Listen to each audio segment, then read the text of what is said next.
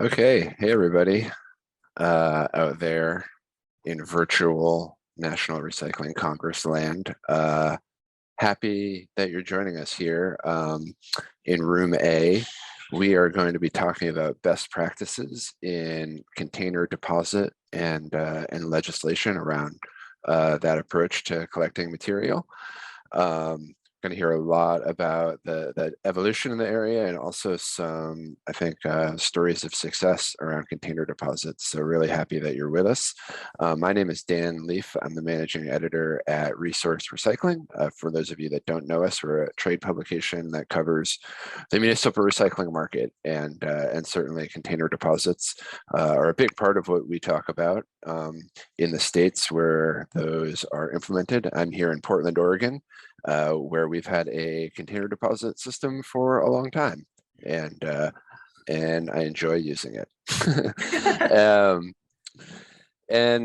So we have two presenters that are really knowledgeable about this topic. They're each going to talk for about 15 or 20 minutes, and then we'll be opening it up to discussion and Q&A. I'll be monitoring the chat, so go ahead and ask your questions in there.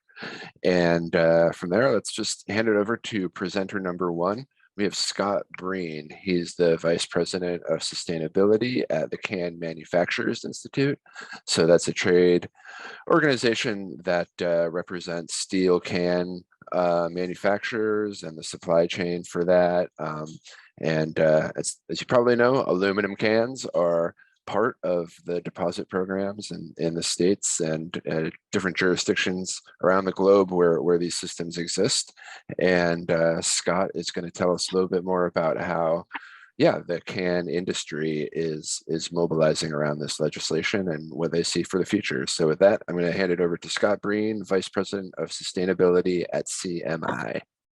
All right, thank you, Dan, for that introduction. I'm happy to be here with Susan and with everyone. And Dan, I'm pretty sure OBRC wants to do a new campaign. I use it and I like it. I think that's, there you go. That's all they need. People will use it. So I want to talk to you all about, I want to start by giving a bit of background on CMI and why we are so focused on what we call recycling refunds. I'll explain why in a bit. But in other words, beverage container deposit return systems. So as Dan was saying, CMI, we represent U.S. metal can makers and their suppliers. So the people that make aluminum beverage cans, steel food cans, aerosol cans, and the people that give them the aluminum and the steel and the other things they need to make those cans. And I'm happy to talk food cans and aerosol cans if people want to in the Q&A, but given that we're talking recycling refunds in this session, I'm focusing on aluminum beverage cans. And on the aluminum beverage can front, we've set new recycling rate targets. So the aluminum beverage can, it is the most recycled beverage container in the United States and the world, but our recycling rate in the US is 45% in 2020. That is great, but it also means more than half of cans are going to landfill, which is unacceptable.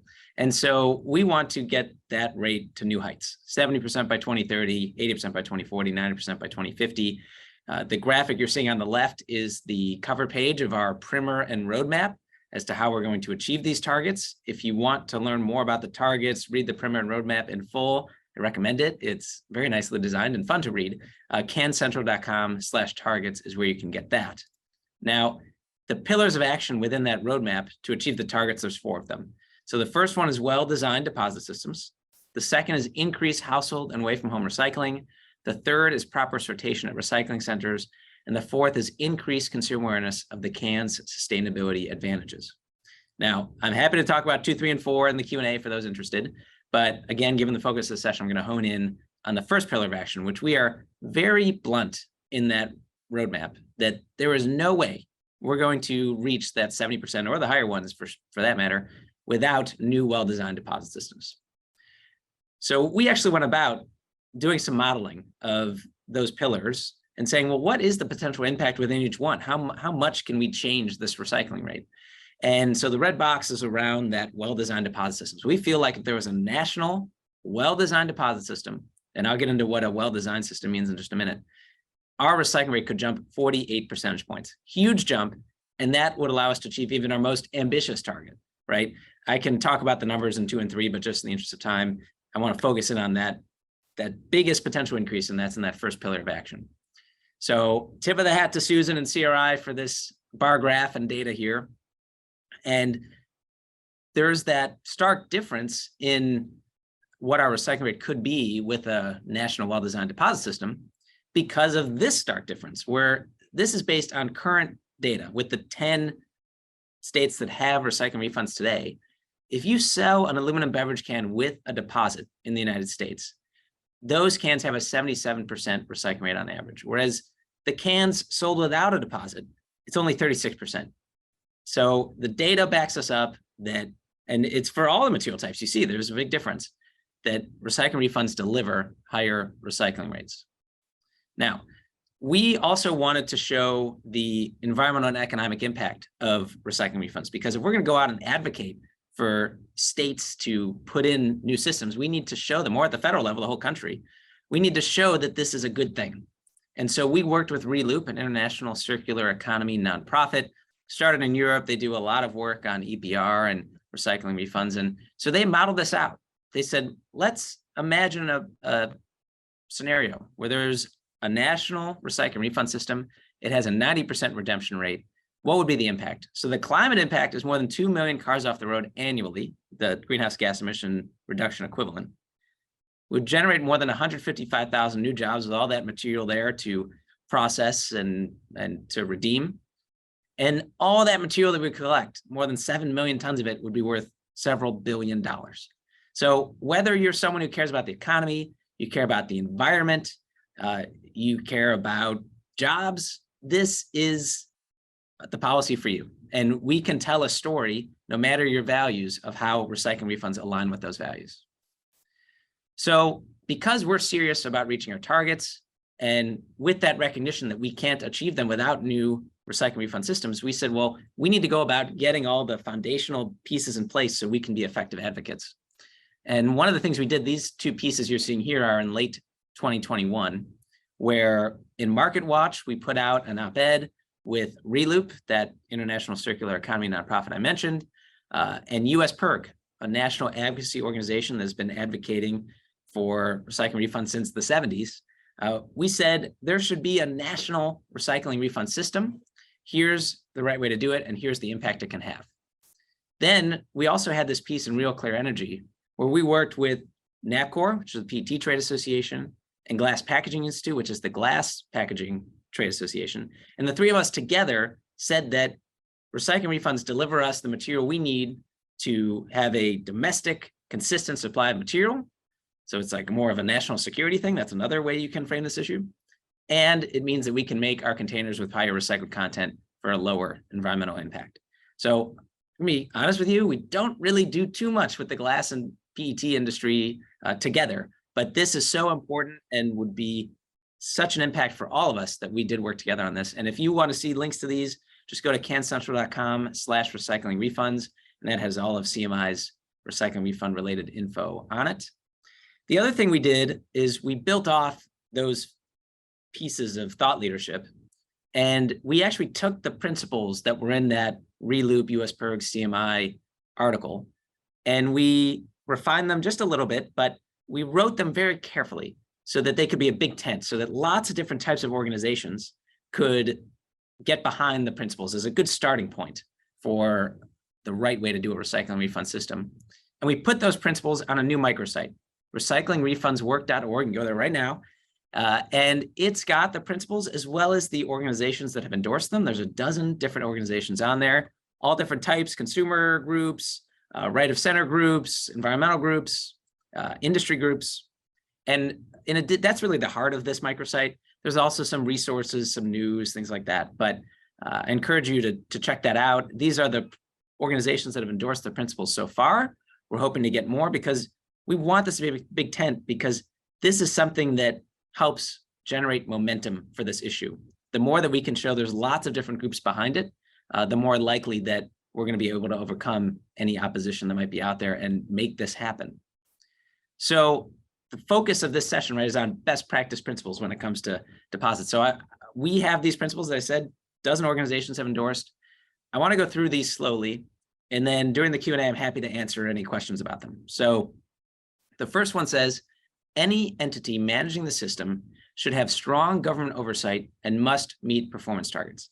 So this is saying that if you're in charge of the system, you can have flexibility as to how you want to do it, but you've got to get redemption rates to a certain place. And if you don't, there could be fines. You could have to give up leadership of the system. We could get into what the ramifications are, but just, again, these are high level principles. It's just saying you have performance targets and that there will be strong government oversight to make sure that you're reporting your progress, and that if you're not meeting them, then those penalties can come into play. The second, appropriate deposit values to avoid market distortion and to catalyze high recycling rates. So there is clear data from the many countries, provinces, states that have recycling refund systems that the higher that deposit value, the higher the redemption rate. They are correlated. So 5 cents just isn't going to cut it to get to the kind of high recycling rates that we're trying to get to as an industry, that 90% level. So you need it to be high enough to have that market signal strong enough to get the containers back. And then avoid market distortion. This is basically saying that we don't want people making purchasing decisions just based on how the deposit system happens to be set up. We want people to choose based on how much they actually want to drink, maybe the sustainability credentials of the container, maybe they like the way it tastes or looks out of a certain package, whatever it is, but not just purely based on the deposit. The third principle is unredeemed deposits should enhance the recycling system. There are some states that have recycling refund systems right now where the unredeemed deposits are almost like a slush fund. Our feeling is that if a consumer paid into the system, they chose not to redeem their container, then that money should stay within the system they paid into. The fourth principle is include all beverage types of containers with minimal exceptions. So part of this is we want to avoid market distortion here in the sense that we don't want people going to the store and saying, well, I'm going to buy this kind of beverage container because I don't have to pay a deposit. But also because we want all beverage types and all beverage containers to benefit from the system, to have these high recycling rates that data shows can be delivered with recycling refunds. The fifth, easy, convenient, and equitable redemption options are available as part of everyday activities for all consumers. So this is key for a number of reasons. One is that one of the typical attacks against recycling refunds is that it is a tax. But if you make it easy, convenient, and equitable, it will be very hard for that to stick because it can be so easy for people to redeem. They're going to want their money back, that everybody's winning because the system is successful if people are getting their money back, we're getting the material back to sell and to put into new containers. And that's only possible with this principle. As part of everyday activities for all consumers, that could be retailers, but it could be something else. We got to be innovative here as to how we make this easy for people. The sixth is each material pays its own way. This is getting at a fairness principle, that we shouldn't have high value containers subsidizing low value containers. And we should have the people that are paying into this system, and typically it's like a producer responsibility organization funded by distributors, that how much they pay should depend on what kind of container they chose to introduce into the marketplace and how much it actually costs to collect, process, and sort that material. And then the seventh principle is use technology and clear labeling to reduce fraud. There's a lot of innovation happening right now about how do we track these containers, make sure they're actually purchased and that a deposit was paid on it, that someone isn't trying to redeem it for a second time, all those things. This is just a nod to this is an issue, and let's try to use technology and clear labeling to address it. So we have this microsite. The other thing CMI did was we had this US consumer survey conducted. And what's great is that it found that 81% of national voters said, I support recycling refund programs. Like we explained it in the survey and then said, is this something you support? And 81% said, I somewhat support or strongly support. You see the breakdown there on the screen. And not only that, whether you're looking at Democrats, Independents, or Republicans, that support number was higher than 70%, no matter the kind of the party affiliation. We had some other nice findings here where people told us why would they support these programs: to enable reuse of materials, reduce litter, lower greenhouse gas emissions, create jobs. Again, lots of different ways to frame this issue. We also asked people, how do you want this to be termed? What resonates with you? And you see that recycling refunds was the highest at 29%. And then beverage container redemption system, deposit return system, bottle bill, and there were others beneath that. And so recycling refund, we feel like that is the best way to brand this. People like recycling, they like refunds, so they like recycling refunds. Beverage container, deposit return system, or these other things, it's a little wonky, it's a lot of words. So that's why you've seen me. I'm trying to be really strict about it as I speak to you, because I'm used to also saying deposit return systems. But I think recycling refunds is, as we seek to change hearts and minds and really get a bill passed that makes this happen, the branding is important. It might seem like a little thing, but it is important. And then we also found of those who have redeemed deposits, 69%, if I redeemed it at a retail location, I would then spend all or some of the money I just got from redeeming containers at the store. And this is important because as we talk to retailers who are lukewarm, I'd say, on recycling refunds, we try to point out to them that this can actually drive foot traffic to your store because people might make trips they otherwise wouldn't because they want to redeem their containers. And then all of a sudden they just got money. They'll go into your store and probably spend it, as this survey bears out. And then lastly, majority of voters said, I want to recycle all types of materials. This goes back to the principle of put everyone in with minimal exceptions. So Politico covered this. They said, wow, look at all these organizations that have endorsed these principles. Look at this bipartisan finding of this US Consumers Survey. And so we did get a nice write-up in late September, just a bit ago. Some other things we're doing. So we've got the microsite, the consumer survey, that thought leadership. We're also trying to generate new research. And one of the things that's important to CMI is variable deposit values by packaging size. So why are these important?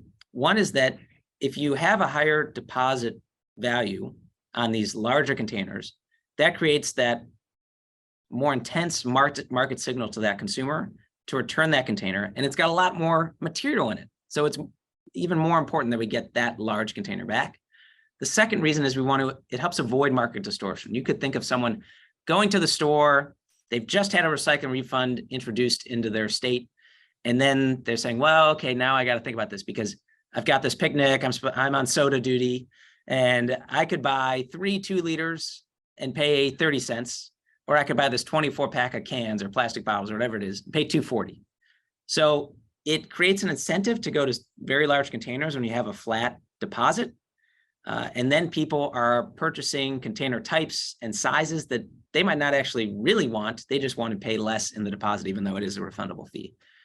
So we actually had a consultant go and talk to system operators all around the world. And this was his main conclusion, that yes, if you had manual sortation, this idea of different deposits based on packaging size, that could create some administrative issues.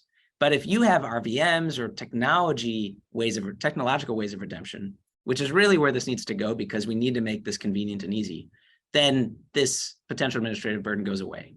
So that was a finding. If you go to recyclingrefundswork.org, the resources tab, you'll see a one-pager, and that has a link to the full report if you're interested in that, and we can talk about it in the Q&A.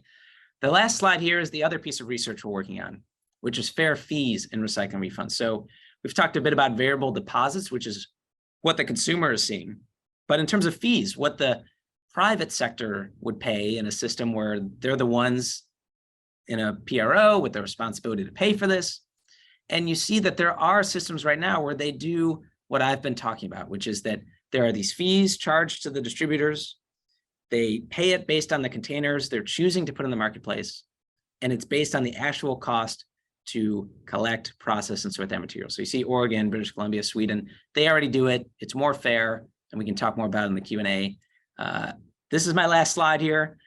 If I know you can't probably see much of this, but just look at all the colors. The colors are talking about where recycling refunds are in place or they're being discussed. So there's just so many people right now, hundreds of millions of people that live in a place where there is a recycling refund system. This graphic also has some more global consumer survey results, some other things.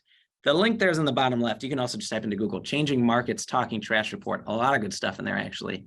But my point here is that when we're talking about best practices, and this is something we did in developing the list I went through with you all, this is what's great about this policy. It's not some theoretical thing. It's in place in many places around the world. We can learn from them, and we can leapfrog to a next generation recycling refund system in a state that is willing to be bold and to do something that hasn't been done in several decades and institute a new system. So that's what we're trying to make happen, along with Susan, along with others. So with that, I guess I'll turn it over to Susan, unless Dan, you want to go ahead and do that. But thank you everyone for your time. I'm excited for the Q&A. Thanks, Scott. Appreciate that. A lot of really, really good information there. And meant to mention where Scott's located. He's in Washington, D.C. at the CMI headquarters today. Headquarters, yes. Yeah, In Trade Association land, yes, DC. great. Well, thanks so much for that. And from there, we're going to turn it over to Susan Collins on the West Coast. She is in Los Angeles. Susan is the president of the Container Recycling Institute, CRI, and she's been the head of that for quite some time now, and is also a former board member of the National Recycling Coalition. So with this being the virtual Congress, definitely wanted to note Susan's involvement in NRC as well. And CRI, for those of you that aren't familiar with them, they advocate for deposit return policy and really do a great job collecting data on what deposit returns are able to do in different jurisdictions and really explaining the intricacies of the different laws that are in place. I know that as a journalist, I'm often turning to CRI information to understand, what might be happening in a different state around this type of policy. So with that, I'm going to turn it over to Susan Collins, president of CRI. Thank you, Dan. Can you hear me okay? Great, and thanks so much for that really nice introduction. And I also liked it that you kept going long enough for me to load my slides, so that was super helpful. And thank you also for the kind words from Scott. I appreciate it. So continuing on this theme of container deposit best practices, I've been asked to present on that, but also to weave in some information about updates, what's happening in the different states, what's happening nationally, what's happening internationally. So you'll see some of that in this presentation today too.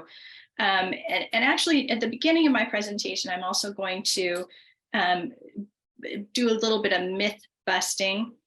And then also touch on best practice ideas, but not go deep into best practice because we'd be here all day if I did that. So starting off, this is the map of the US states with container deposit laws. It's only 10 states. These 10 states have less than 30% of the population, but the containers coming from these states are about half of the beverage containers that are recycled nationally because these deposit laws are so strong. This is echoing a lot of what Scott talked about and reinforcing those messages. So Scott had a similar slide to this. Again, the return rates for beverage containers with a deposit on them nationally for all container types combined are about 65% versus 24% if the containers don't have a deposit on them. So, it's nearly 3 times as much, and it would be higher if we didn't have some really weak deposit programs in the United States that need to be fixed. Again, this is reinforcing these ideas of how powerful these deposit programs are.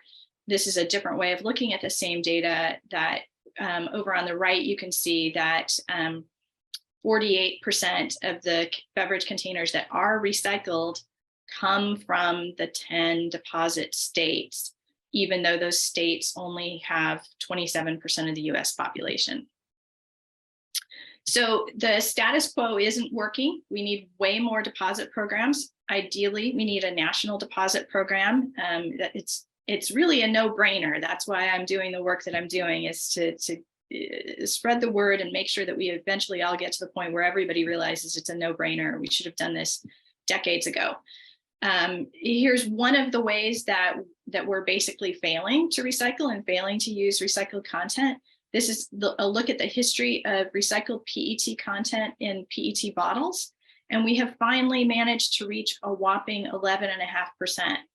So that means that nearly 90% of the PET that goes into PET bottles is virgin plastic. All these years later, we've been recycling PET for 40 or 50 years now. And we've still, we're barely cracking 10% recycled content. We can do better. We should do better. I think Germany has been at 25% recycled content in PET for more than a decade now. These are what the recycling rates look like for PET. And I'm showing this slide just to show how little movement there's been, how stagnant this has been, how it hasn't been increasing over time. Again, because our existing systems just aren't doing it. It's not enough. We need beverage container deposit laws all around the country. And then here's one more look at this. This is showing how curbside recycling access has increased over time. That's the red line. And yet overall beverage container recycling rate has either stayed stagnant or even dropped a little bit over that same period of time. So once again, let's just, put this myth to rest. For those who say, we just need more curbside in order to recycle more beverage containers. It's not working, and it's not going to work. And this slide here, you don't have to look at all the words on this. You don't have to look at anything but the bottom right number, 38%. That is the best case scenario. We've run the numbers. We've got all the data. We've said if everybody who had curbside was recycling at 100%, and if 100% of residents had curbside access, and we put these containers that were generated in homes, not those generated outside of homes, but those generated in homes, if we put these through our normal process with all of the cross-contamination and the missorting that happens, what would we end up with under, best case scenario? And the answer is 38%. So that's nowhere near what we can get with the best deposit programs, which is 90%. So given all of this information, what has happened is that container deposit programs have become really popular to introduce in different states. In 2022, new container deposit legislation was proposed in 8 states. And that's, from my historical perspective, that's a lot. I've been in this job for 13 years, and every year I was used to seeing 2 or 3 states with new deposit laws being introduced. So I think in 2019, the answer was 9. We didn't look at the list so much during the pandemic years of 2020 and 2021, but we definitely counted it all up for 2022, and the answer was 8. So that's showing you we're seeing a lot more interest in container deposit laws. So something we started doing a few years ago when I saw a lot of deposit laws pass in quick succession around the world is that we put together a database showing where all of the deposit laws were and what the population covered was. And we're continuously updating this database and updating this slide because the new deposit laws keep coming online in jurisdiction after jurisdiction, in states and countries and provinces. And so that's why this slide shows that it was crossed out. I put it together a couple of months ago and then I had to update it. So these existing and new laws will now serve more than 758 million people when they are all implemented. When I started doing this in early 2017, the total population that was covered by container deposit laws was under 300 million. That means since 2017, in the last 5 years, these laws have been so popular, they've passed in so many places covering so many people that it has more than doubled. And we've done projections into the future, which were actually published in an article in Resource Recycling magazine. Thank you, Dan. That we project that it's going to be 1 billion people by 2030, given where we know that the issue is being studied in different places. So we're also keeping this information in a map, and you can see the blue is the under 300 million people in the places where deposit laws were already implemented before 2017. And the yellow is everything that's happened from 2017 forward. So many of these were passed in just the last couple of years that they're still in the planning stages.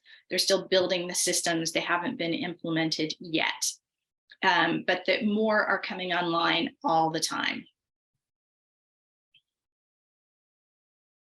So here now we've looked at national and international. Here we're going to look at what's happening in the different states, what updates took place in the last year, and it was a lot. This is the biggest couple of years for activity that we've seen in my entire 13 years here at Container Recycling Institute. The biggest one was California. California is such a big state that when California expanded just a couple months ago to include wine and distilled spirits, that totals out to 300,000 tons a year of new material that's going to be recycled in California as a result of this change in law. It's really huge. It equates to, from a greenhouse gas perspective, it's like taking 23,000 cars off the road, which I'm very, very excited about. I'm also very, very excited that for the first time ever that I've seen anywhere in the US, the laws that passed in California will include a grant program of $25 million for refillables in beverage containers. We've never seen funding like that available for refillables. The most we ever had was a couple of years ago in California, and it was $1 million, $1 million grant program, some of which could go to refillables. So this is something that could really kickstart refillables in California, and I'm really excited to see where that goes. What happened in California was so big, the total funding program was $1.3 billion. It's so extensive that we did an entire hour-and-a-half long webinar just on the changes in California. So of course I won't go through all of those here, but I'll just say that a lot more pieces of the program were put forward in a way that might modernize the program, and we'll have to see how that goes. Iowa made several changes also, again, putting those in the category of we'll have to see how that goes. The biggest of them, though, is that Iowa had been really hampered by only having a 1-cent handling fee for about 40 years. The redemption centers in Iowa had not received a raise in 40 years. And what do you think was happening? They were closing down like crazy. And the grocery stores, some of them they were ceasing to accept containers. And the big change in Iowa this year is that they increased the handling fee from 1 cent to 3 cents. And so that should allow for a lot more infrastructure to be established, and it should really jumpstart that program, that bottle bill program there. The changes in Oregon were much smaller, but canned wine has been added to the program, and we've seen a lot of initiatives in the different states wanting to do that. And then there was a lot of movement in both Massachusetts and Vermont. Vermont was such a squeaker.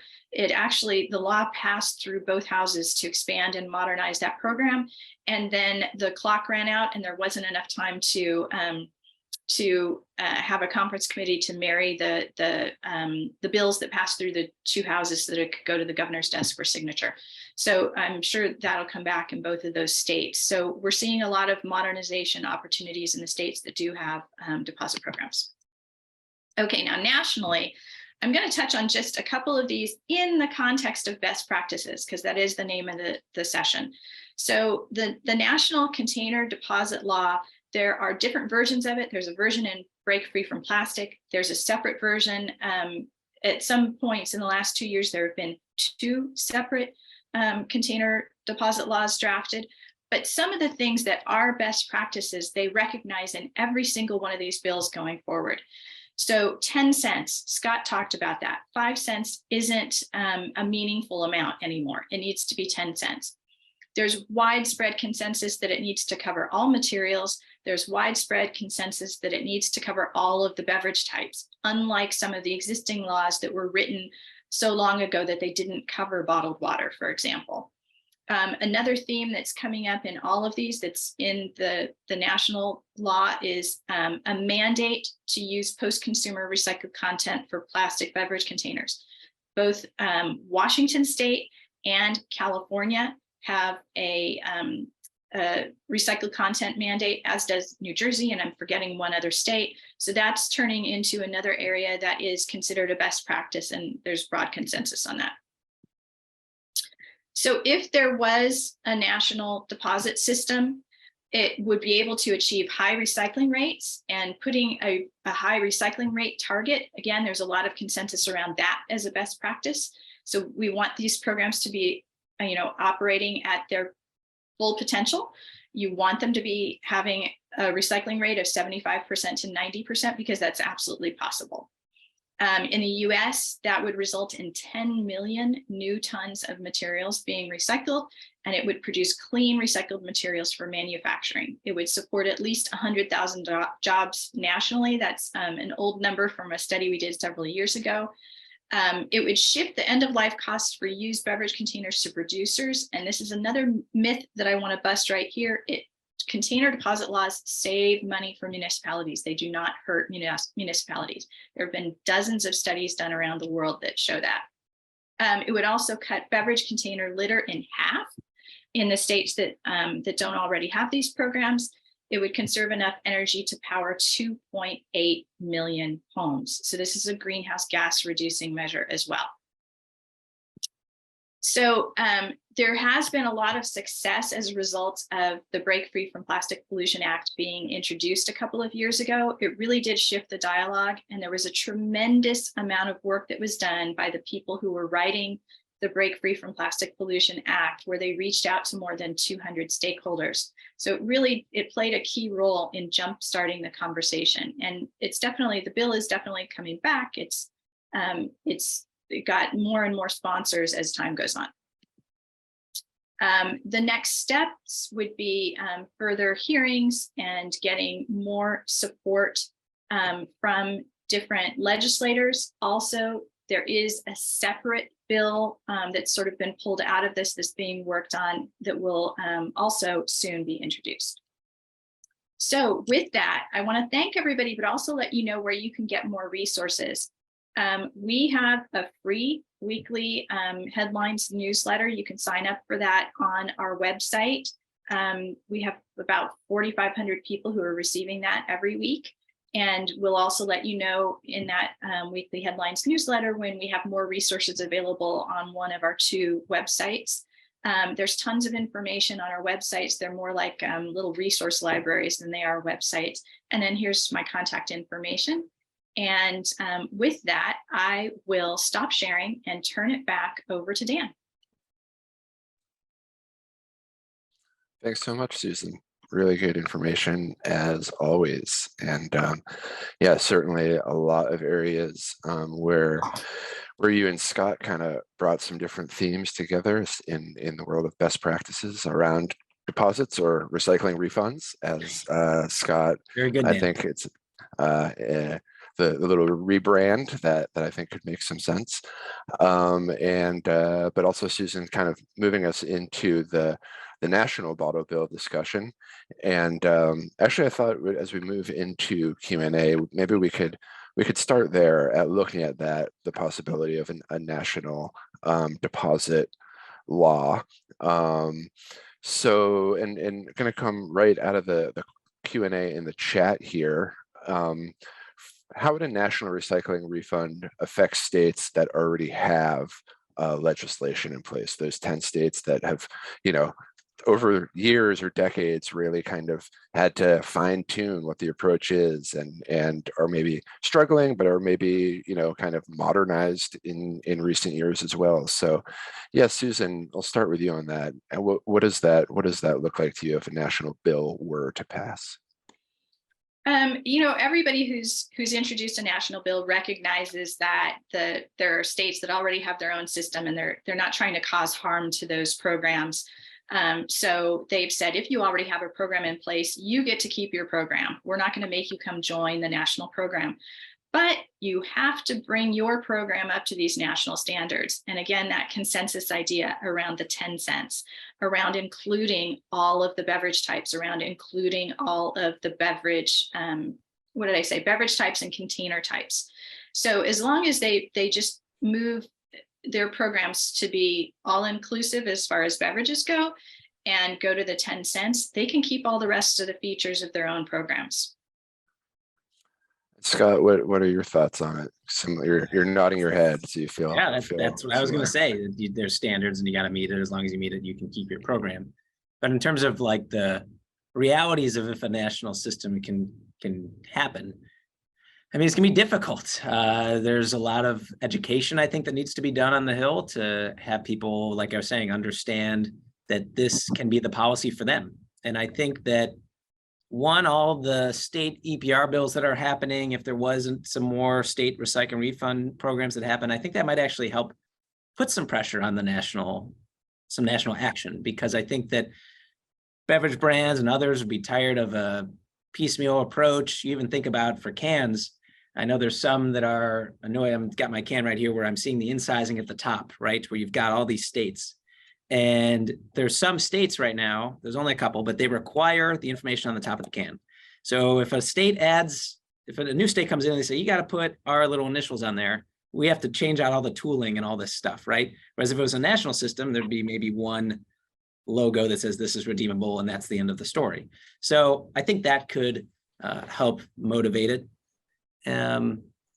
And I think it also could be that if a larger bill, say like the Plastic Pollution Prevention Act or something where there's just too much that's trying to be done, but yet you have people that really care about environmental issues and conservation issues or domestic supply chains or whatever it is, saying, well, let's just do this standalone deposits bill over here, recycle refund bill over here. And maybe that will help generate some enthusiasm and momentum around it. So I think there's scenarios you can play, but it's gonna be a tough one. It might be a couple years out as we educate and mobilize certain groups. Thanks. Yeah, a lot to chew on there.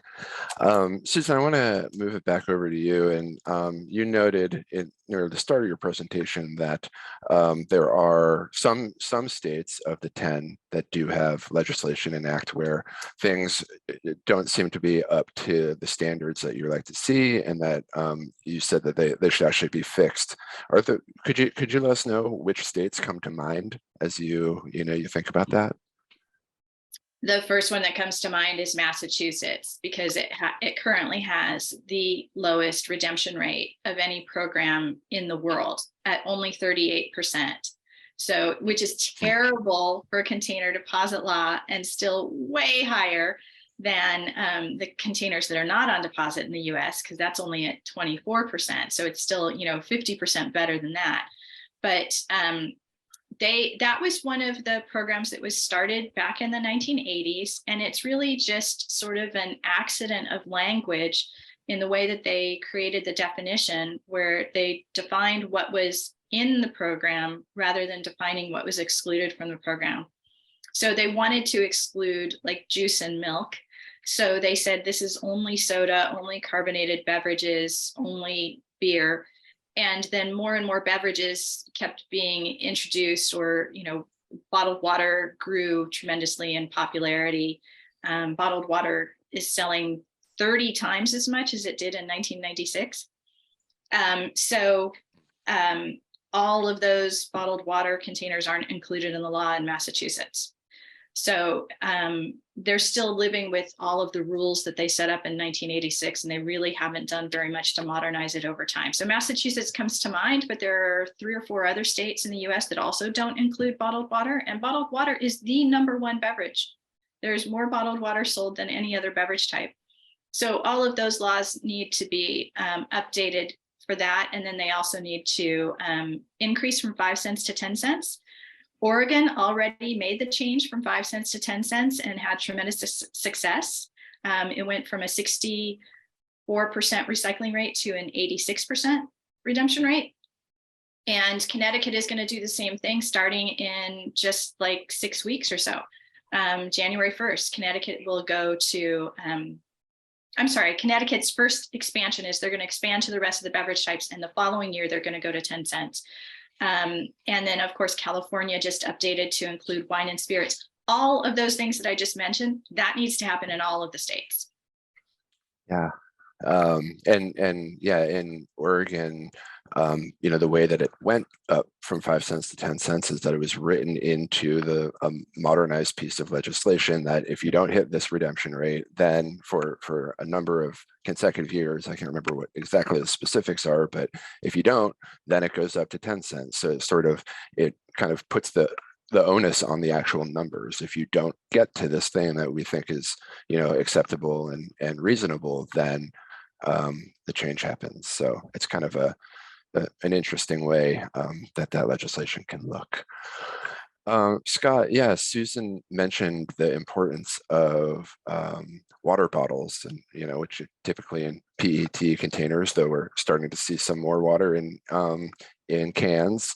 And that kind of makes me think of, as you've worked with the plastics industry to develop a little bit of group support around container deposit legislation. I'm just curious what that conversation has looked like as you guys have tried to go out and put together a cohesive front to advocate for this type of policy. But then I can imagine there would be some hesitation, perhaps on expanding to the point where all covered PET containers would be included, or maybe not. And I'm just curious to hear what that's been like from your perspective. No, I think we always go back to that recycle and refund systems can help all the beverage container types. I mean, the CRI data and graph that I showed that has that stark difference, but for all three, that's a big deal for everybody. And honestly, I would almost argue it's almost a bigger deal for the PET bottles and glass bottles. When you think about glass bottles, they do struggle in single stream curbside. There's some programs that say we don't even want the glass anymore. There's some that take it, but it's negative value. And that's not a knock on glass per se, because if you did collect it through a recycle and refund system, you're able to sort it by color. It's just the glass. It's not these small fines. You can actually make it into new bottles. You don't have to use it as landfill cover or streets or these things where you're never going to get that glass back. And then plastic PET bottles, same thing, where cans, we have high recycled content, average 73% recycled content for cans manufactured in the US. Plastic PET bottles, it's more like in the 20s, and it can be lower for certain brands that have disclosed that sort of number. But it's not just that they want to increase their recycled content. There's some states, right, that have these mandates that they have to get their recycled content up. They can't increase their recycled content. We can't increase our recycled content even further to lower our carbon footprint unless there's more material. It's just the reality. And the only way that I guess others the only way to do this, to get the kind of material that we need to get consistent high recycled content, high recycling rates with domestic material, is recycling refunds. So the conversations go well. It's just a matter of some maybe want to be that much more aggressive about it. I'd argue, given what I showed today with the research, the on-the-ground advocacy, the microsite publication, the consumer survey, we are quite aggressive. Others maybe not as aggressive. And then yes, there can be, the principles are meant to be high level. When you get into the writing of the legislation, and yeah, fair fees sound good, but let's define fair, then there can start to be disagreements. I recently had the chance to present at a state recycling association conference, and at the end of my presentation, somebody asked me if there was a single, policy lever that I could pull to help recycling. What would it be? And my answer, it happened to be national bottle bill or recycling refund deposit, and then pretty quickly got a response from a MRF operator that said, well, that system takes the most valuable material coming into our sortation facility and takes it away. And at a time when, we've seen the struggles around funding the somewhat fragile recycling system that we have, there is that concern about disrupting the MRF revenue flow. So I'm curious to hear how each of you respond to that MRF concern. And let's start with you, Susan.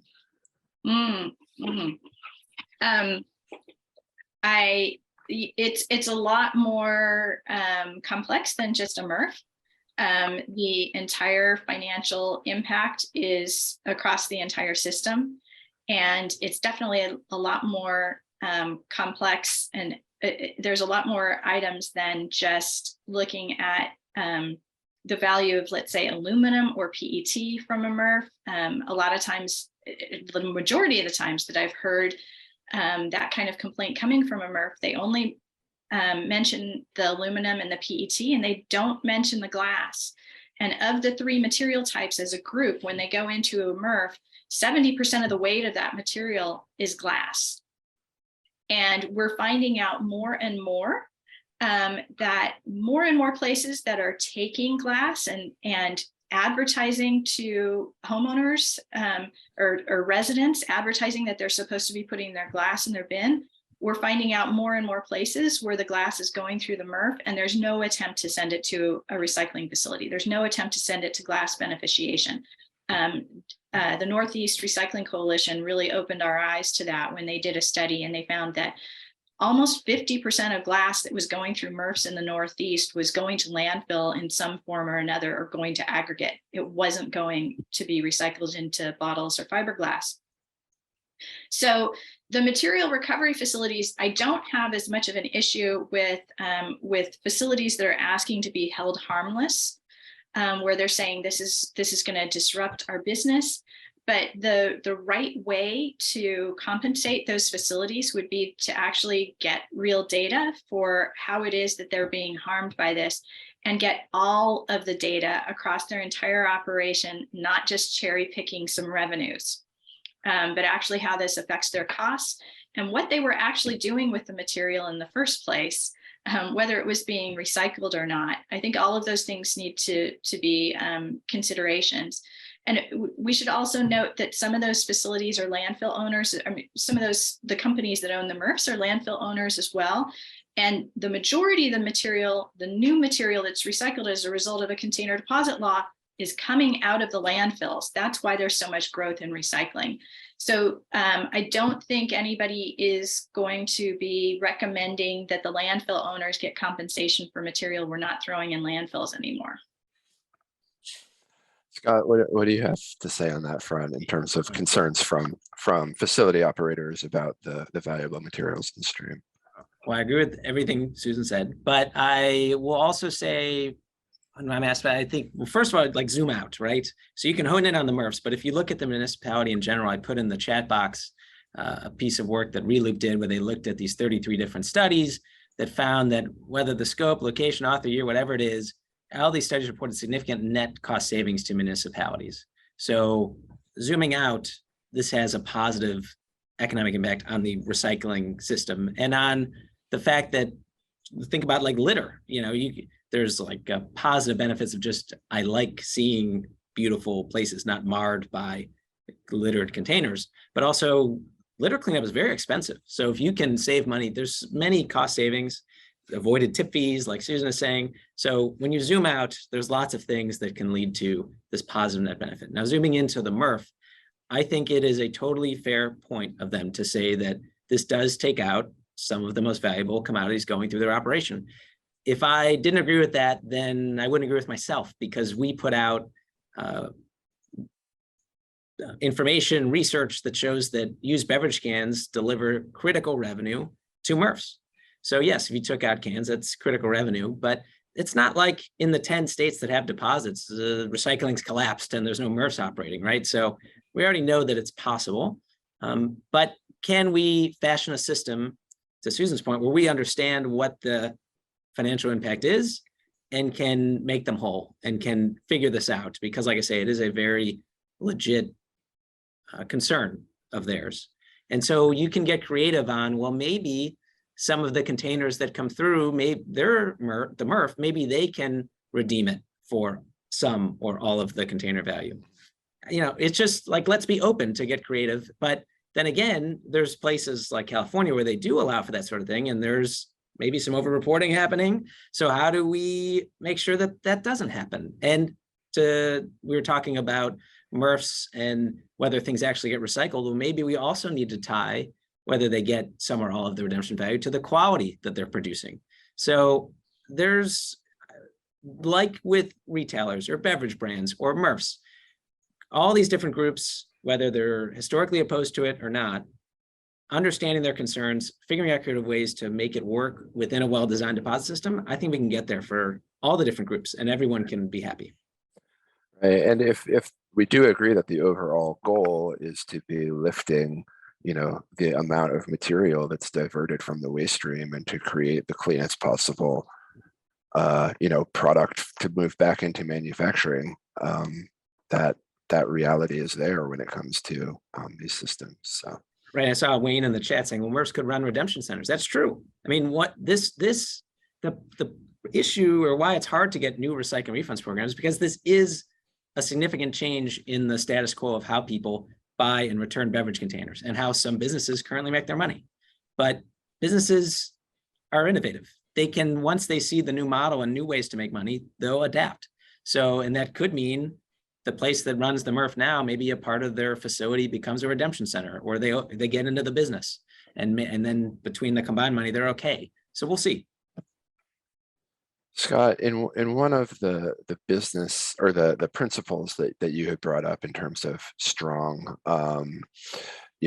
systems and strong legislation that you at CMI feel like will work best. One of the points that you talked a bit about was the variable refund value and kind of thinking about the size of the container, the value of the container, when determining what that deposit could be. And so I actually want to kick this over to Susan, and I'm with all of your experience looking at different deposit return systems and that notion of variable refund and thinking of the variations in the container. What are your thoughts? What in your experience seems to work well along those lines?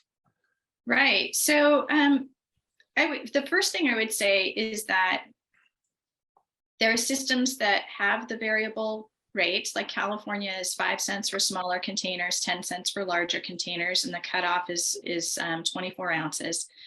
British Columbia also has a size differential, and I'll get into some of the other US states in a second. And then there are plenty of programs that don't have a size differential. And it's a small issue compared to having a deposit at all, right? It's something that might be able to boost the redemption rate a little bit, and we have data that shows that it does, but it's not as important as the key thing. The big, like if some things are bowling balls and some things are BBs, the bowling ball is to have a really good deposit program with a meaningful deposit like 10 cents. Then you can add the BBs on top of that, or you can add the cherry on top, or whatever analogy you want to use. So in a state like Maine, where they have 15 cents on wine and spirits containers, if you compare Maine's program to a program next door that doesn't have that additional higher deposit on those containers, you're going to see that kind of explains the increased redemption rate that Maine has. I've also compared Maine and Iowa, and it really does, having the higher deposit on some containers does seem to bring the whole program up. And it's probably because if people have a bunch of containers in their home and a bunch of them are worth 5 cents, but some of them are worth 15, they're like, the whole load is going to bring them back more money if they make that trip to the redemption center or to the grocery store to return their containers. So there is data saying that it is helpful, but at the same time, it's not the be all and end all as much as having a container deposit program with a meaningful deposit is. Scott, is that kind of how you look at it as well? Yeah, it's important it's something that's we view as a really important principle, but it's one of many principles. To Susan's point, the main thing is getting a recycling refund system in place and the environmental and economic impacts it can deliver. And we just have about a minute left. This has really flown by, so thanks to you both for this great conversation. But I just wanted to end maybe with each of you kind of briefly stating in 30 seconds or less, if you can, or a minute or less, as we move into 2023 and looking at some certain possibilities to advance legislation around recycling and deposit return in different parts of the US. I'm wondering if just one main thing that you're focusing on to kind of enhance things around deposit return systems in 2023. Just one final thought, and we'll start with you, Scott.